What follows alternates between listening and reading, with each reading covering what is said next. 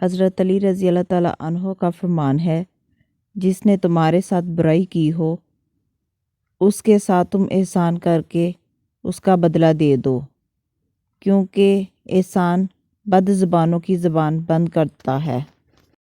جب دل گھبرائے تو علم نشرح پڑھ لیا کرو، بے شک ہر مشکل کے بعد آسانی ہے۔ جب دعا کرتے وقت تمہاری آنکھوں سے آنسو آنے لگے تو سمجھ جانا تمہاری دعا بارگاہ الہی میں قبول ہو چکی ہے۔ زندگی میں قسم، قدم اور قلم بہت سوچ سمجھ کر اٹھانا چاہیے۔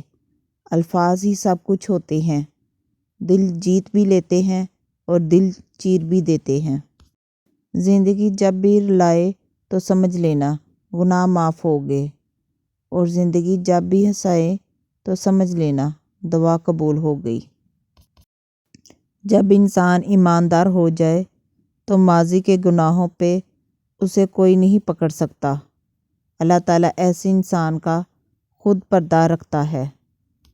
مشکلات ہمیشہ بہترین لوگوں کے حصے میں آتی ہیں، کیونکہ وہ اس کو بہترین طریقے سے انجام دینے کی صلاحیت رکھتے ہیں۔ تم جو گالی غصے یا مذاق میں دیتے ہو وہ تمہاری قبر کے لیے ایک بچھو بن جاتا ہے۔ جب تم کسی کو اکیلا دیکھو تو سمجھ جاؤ کہ وہ سچا انسان ہے، کیونکہ بھیڑ ہمیشہ منافق کے ساتھ ہوتی ہے۔ 3 رشتے بے نقاب ہو جاتے ہیں: بڑھاپے میں اولاد، مصیبت میں دوست اور غربت میں بیوی۔ نادان لوگ دولت کے لیے دل کا سکون گنوا دیتے ہیں، اور دانشمند دل کے سکون کے لیے دولت لٹا دیتے ہیں۔ جب دل تھک جائے تو جان لو کہ آسمان سے تمہاری مدد کے لیے قبولیت کا کوئی نہ کوئی دروازہ کھلنے والا ہے۔ جھوٹ بول کے جیتنے سے اچھا ہے سچ بول کے ہار جاؤ۔ محنت کا پھل، مصیبت کا حل اور آنے والا کل، یہ سب اللہ کے ہاتھ میں ہے۔ دنیا کا خوبصورت ترین شخص وہ ہے جسے مشکل میں آواز دینا آسان ہو۔ تجھے کیا سناؤں میرے اللہ، تیرے سامنے میرا حال ہے، تیری ایک نگاہ کی بات ہے، میری زندگی کا سوال ہے۔ کوئی ایسا سجدہ ہو جائے میں سر جھکاؤں اور خدا مل جائے۔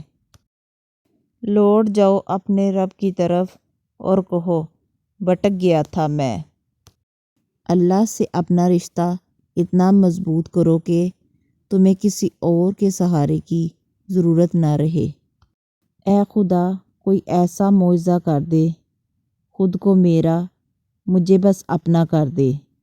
گمراہ نہ ہو جاؤں دنیا کے شور میں، اپنی خاموشیوں میں مجھ کو مبتلا کر دے۔